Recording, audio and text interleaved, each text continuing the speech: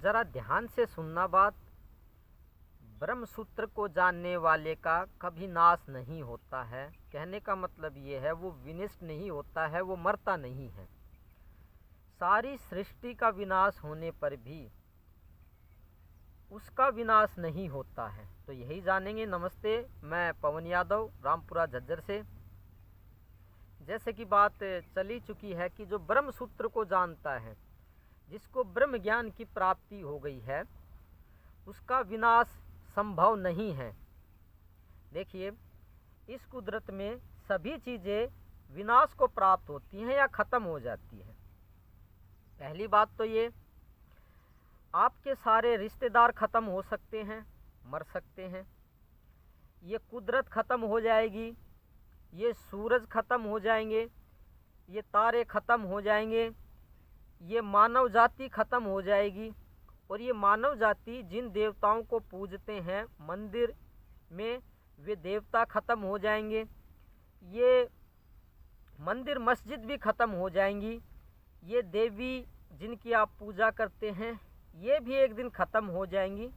यहाँ तक कि आपका शरीर भी एक दिन ख़त्म हो जाएगा और आपके दिमाग के अंदर जितने विचार हैं ये भी ख़त्म हो जाएंगे। लेकिन ब्रह्म सूत्र को जानने वाला, जिसको ब्रह्म ज्ञान की प्राप्ति होती है, उसका विनाश या ख़त्म होना संभव नहीं है। कहने का मतलब ये है कि संपूर्ण जगत ख़त्म होने पर भी, संपूर्ण देवता ख़त्म होने पर भी, संपूर्ण जीव ख़त्म होने पर भी, जितने भी ये पशु पक्षी जीव आपको दिखाई दे रहे हैं, एक दिन ये भी ख़त्म हो जाएंगे। लेकिन ब्रह्म सूत्र जानने वाला ख़त्म नहीं होगा, उसका विनष्ट होना संभव नहीं है। अभी आप सोच रहे हैं कि ये जो आप देवताओं की पूजा करते हैं मंदिर मस्जिदों में, क्या ये भी ख़त्म हो जाएंगे? शास्त्रों में तो लिखा है कि ये ख़त्म नहीं होते हैं। बिल्कुल सच बात है, ये भी ख़त्म हो जाएंगे।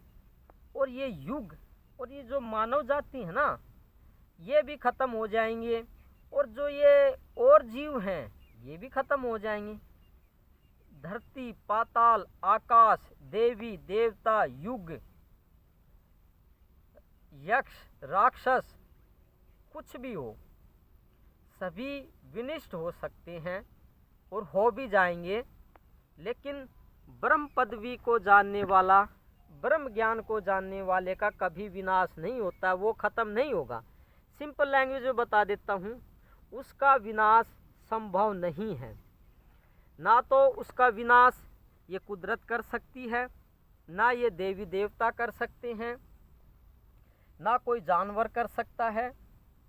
तो उसका ख़त्म होना मुश्किल है, असंभव है। मुश्किल कहना भी गलत बात है। जो चीज़ असंभव है वो चीज़ असंभव ही है। तो यहाँ पे बात जिक्र किया गया है कि ब्रह्म सूत्र को जानने वाले को क्या प्राप्त होता है। किताबों से नहीं जानना, बातों से नहीं जानना, शास्त्रों से नहीं जानना, हकीकत में जान लेना, प्रैक्टिकल ही जान लेना। जिसको ब्रह्म सूत्र का प्रैक्टिकल हो गया है, जिसको ब्रह्म सूत्र का अनुभव हो गया है, ब्रह्म ज्ञान का अनुभव हो गया है, वो ख़त्म नहीं होगा। संपूर्ण शरीर, ये जो शरीर हैं, इसमें जो भी क्रियाकलाप है चल रहे हैं, वो भी ख़त्म हो जाएंगे। इसके अंदर जो सूक्ष्म शरीर है वो भी ख़त्म हो जाएगा। इस शरीर के अंदर जो कारण शरीर है वो भी ख़त्म हो जाएगा। लेकिन ब्रह्म सूत्र को जानने वाला कभी ख़त्म नहीं होगा। काफ़ी लोग भगवान का जिक्र करते हैं, वे भी ख़त्म हो जाएंगे। जो भक्त हैं वे भी ख़त्म हो जाएंगे। तपस्या करने वाले भी ख़त्म हो जाएंगे। माला जाप करने वाले भी ख़त्म हो जाएंगे। लेकिन ब्रह्म सूत्र को जानने वाला ब्रह्मज्ञानी कभी ख़त्म नहीं होता है, उसका विनाश संभव नहीं है।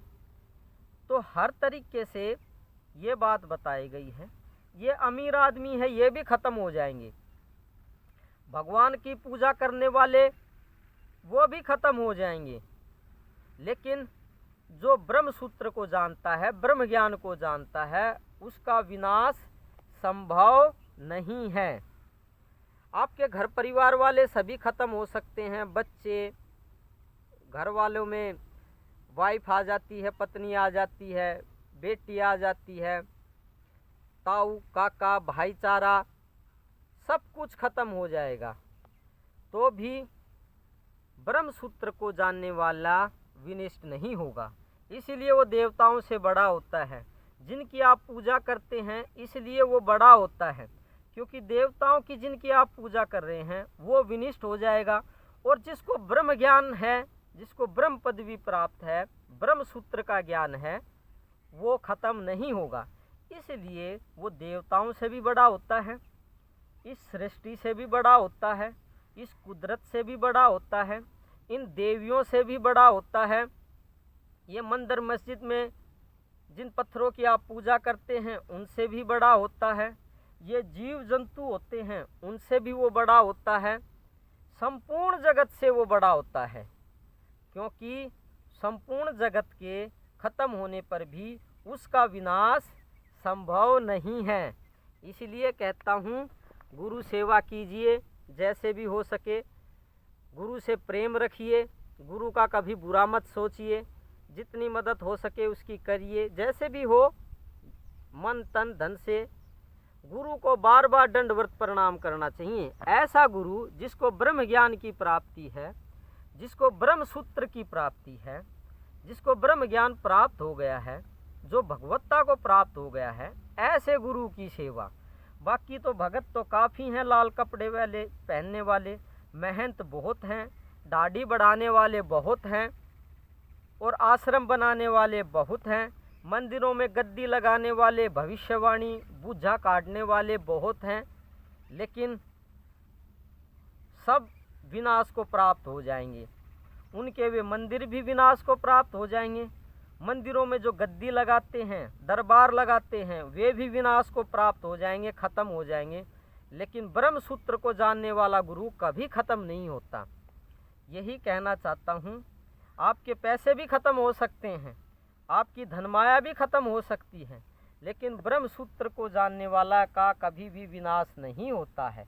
यही कहना चाहता हूँ। इसलिए पूर्ण गुरु को, जिसे ब्रह्म ज्ञान की प्राप्ति है, उसको बार बार दंडवत प्रणाम कीजिए, क्योंकि वो सबसे बड़े ही हैं। यही उनकी महानता है कि संपूर्णता का विनाश होने पर भी, सृष्टि का विनाश होने पर भी उसका विनाश नहीं होता, क्योंकि ब्रह्म ज्ञान की जिसको प्राप्ति हो जाती है वो स्वयं भगवान है। भगवान का रूप भी नहीं है, भगवान ही है। जिसे आप परमात्मा कहते हैं वही है, जिसे गॉड कहते हैं वो वही है। तन मन धन से उसकी सेवा कीजिए, क्योंकि उसका विनाश संभव नहीं है। यही कहना चाहता हूँ। तो काफ़ी हो गया ब्रह्म सूत्र के बारे में, कि ब्रह्म सूत्र को जानने वाले की सेवा क्यों करनी चाहिए। वही भगवान है, वही सब कुछ है, बाकी सब विनाश को प्राप्त होने वाले हैं। पीछे वीडियो में जो बताया गया है आपको कि जो विनाश को कौन कौन प्राप्त होते हैं, किस किस का विनाश संभव है, वे सभी चीज़ें आपको बता दी गई हैं। तो आप परमात्मा हैं, आपके श्री चरणों में मैं प्रणाम करता हूँ। ये बात आपको पता नहीं है कि आप भगवान हैं, ये बात मुझे बहुत अच्छे से पता है। किताबों से नहीं, प्रवचन सुन के नहीं, हकीकत में ही पता है कि आप भगवान हैं। तो आपके श्री चरणों में मैं बार बार प्रणाम करता हूँ। मेरा प्रणाम स्वीकार कीजिए।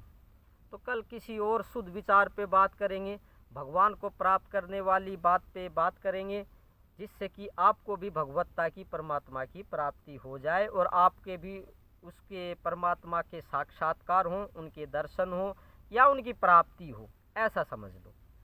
तो धन्यवाद, आज के लिए काफ़ी हो गया आज के लिए। Thank you very much video देखने के लिए। फिर बात करते हैं कल।